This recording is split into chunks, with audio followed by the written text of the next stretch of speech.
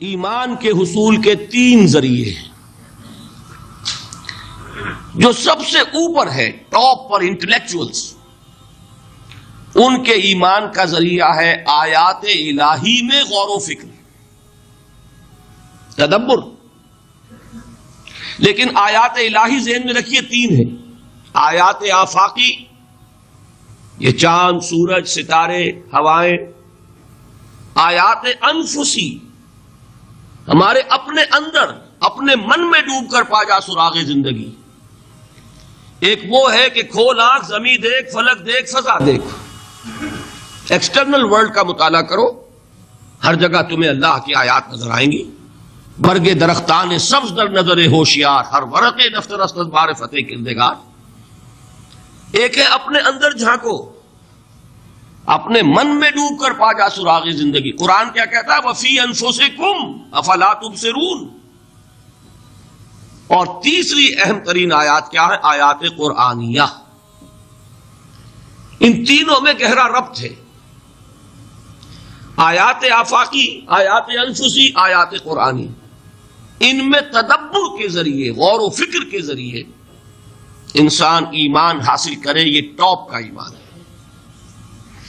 یہ انٹلیکچوئلز کا ایمان ہے، یہ صدیقین کا ایمان ہے. نمبر 2، ایک ایمان ہے عوام کے لیے، اس کے 2 راستے ہیں.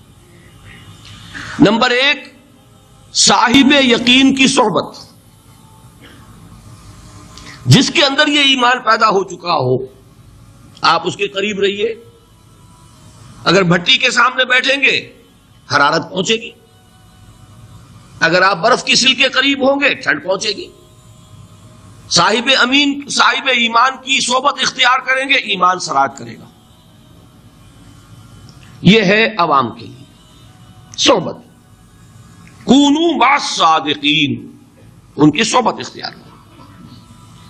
تیسرا ذریعہ ہے جو ہمارے لیے خاص طور پر جو مسلمان پیدا ہوئے ہیں.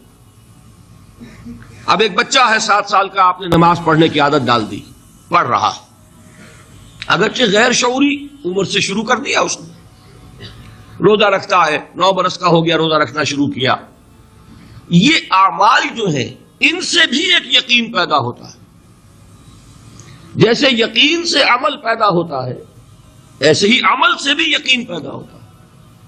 جب مداومت کرتے رہیں گے اس پر تو اس سے بھی ایک یقین کی کیفیت انسان میں پیدا ہو جاتی ہے. سورہ حجرات میں جو بحث آئی ہے اس کے آخر میں یہی ہے کہ اے نبی، یہ بدو جو دعوے دار ہیں ایمان کے، یہ آپ پر احسان دھر رہے ہیں. یمنون علیک ان اسلموا قل لا تمنوا علی اسلامکم بل اللہ یمن علیکم ان ہداکم للایمان ان کنتم صادقین. یہ آپ پر احسان دھر رہے ہیں کہ ایمان لے آیا. نبی ان سے کہیے مجھ پر اپنے ایمان کا کوئی احسان نہ دھرو، اپنے اسلام کا، بلکہ اللہ تم پر احسان دھرتا ہے کہ اس نے تمہیں ایمان کے راستے پر ڈال دیا ہے.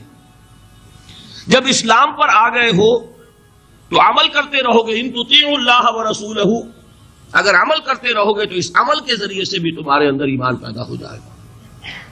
تو یہ 3 راستے ذہن میں رکھیے.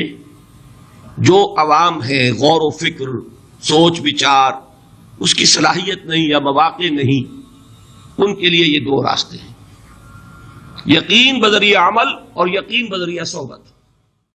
دین کی بات پھیلانا صدقہ جاریہ ہے. ثواب کی نیت سے ویڈیو کو شیئر ضرور کیجیے. جزاک اللہ.